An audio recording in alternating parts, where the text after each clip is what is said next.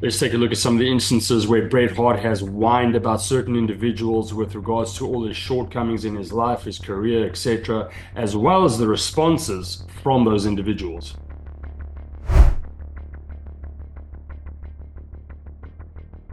I heard like something a few months ago where Hulk Hogan was talking about me, and he said the problem with Bret Hart is that he really does think he was the greatest wrestler of all time.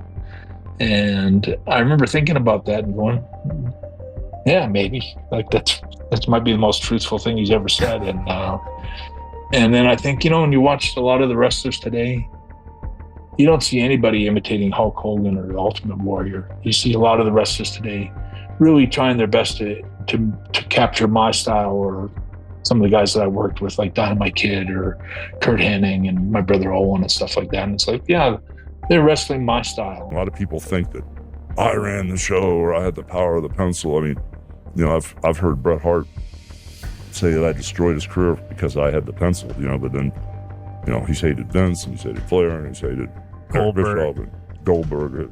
Everyone hates everybody. So, I mean, I don't know where I fall in line there, but.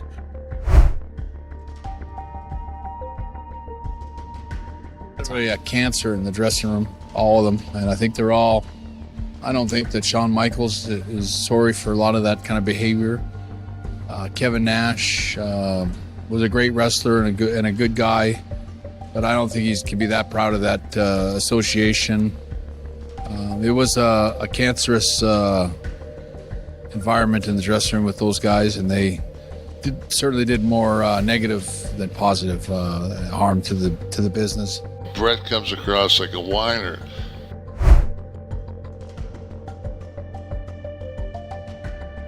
I don't have a good thing to say about Eric Bischoff or anything he ever did. That guy was, talk about the Midas touch, he was the opposite. He could kill your career. He was too stupid to know what a career was, or that actual passion. Yeah. Like if you have passion for your matches and you have a genius for wrestling talent, didn't mean anything to Eric Bischoff. He was the worst loser maggot that ever got into wrestling. He was just the worst. I have nothing. He's a nice enough guy, but he was just the worst. He's a maggot, but he's a nice enough guy. I don't know if it's immaturity on Bret's part, but he is a miserable human being, and he hasn't been able to move on. Now, maybe he's happy in other parts of his life, and it's just not apparent. But anytime we see or hear from Bret, it's so miserable. He's just, oh God, talk about a negative human being. He's like a giant rain cloud that just mopes around and will bitch and whine and moan and blame anybody he can blame to who's ever willing to listen. Bischoff's description of Bret Hart's behavior in that video is pretty spot on.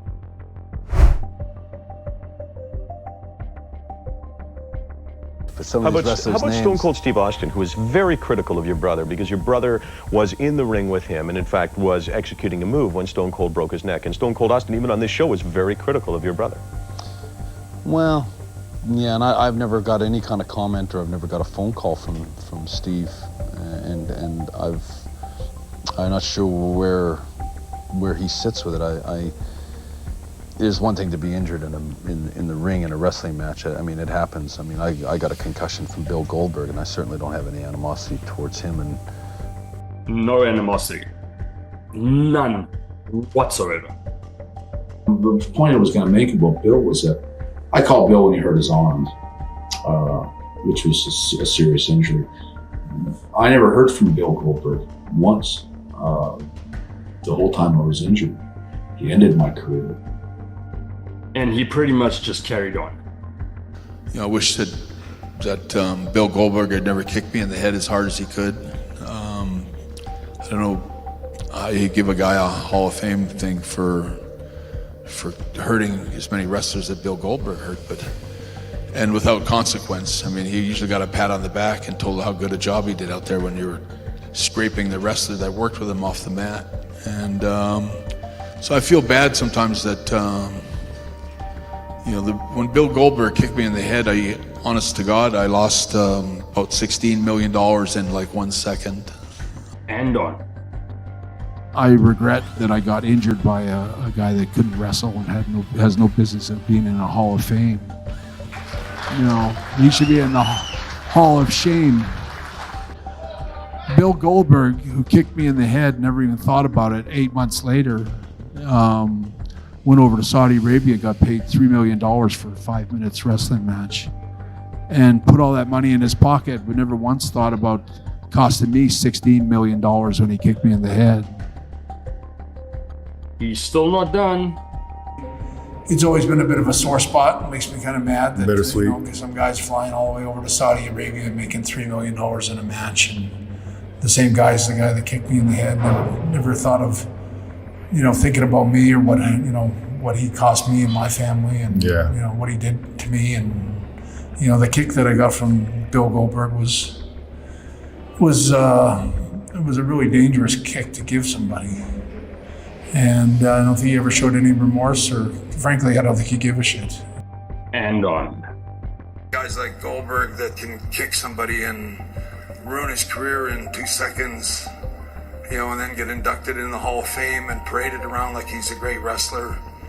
I don't know. He wasn't that great of a wrestler to me. He was a great guy, and I have nothing but respect for Bill. I mean, the respect is just overflowing.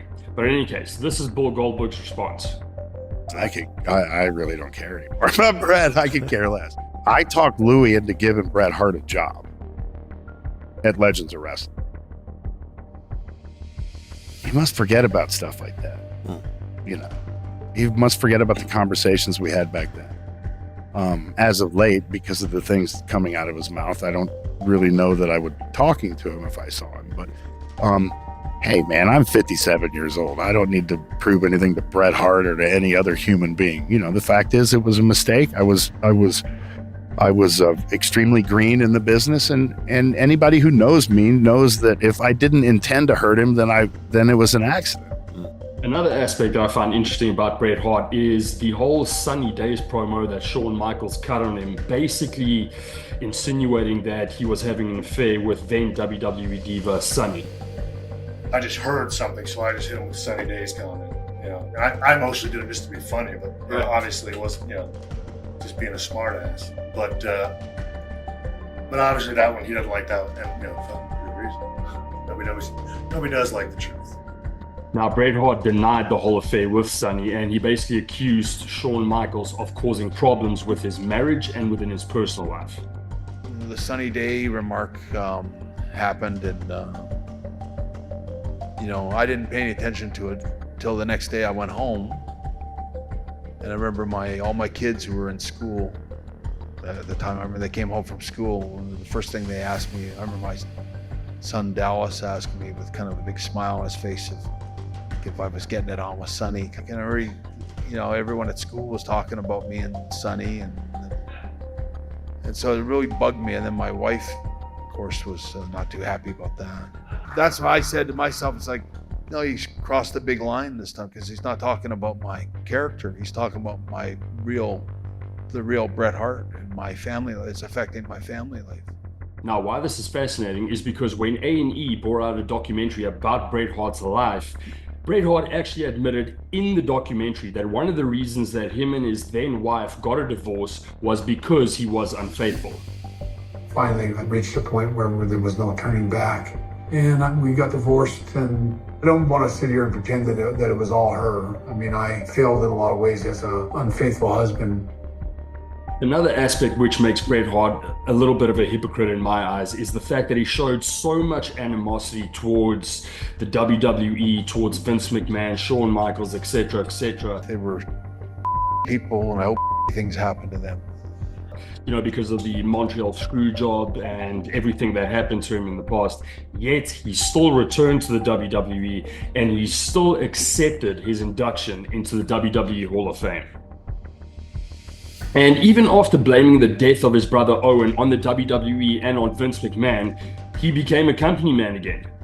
Well, I'm here to, speak about the WWE network and all the great things that come from it. It's going to be such a great thing now. You can basically get the network, the wrestling, and you can just watch any pay-per-view or any match from just about any time.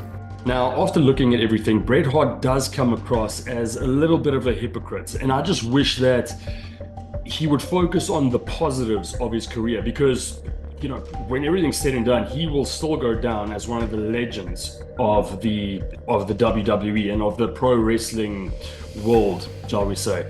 But his constant whining, in my opinion, and I've said this in the previous video, is kind of doing more damage than good to his legacy.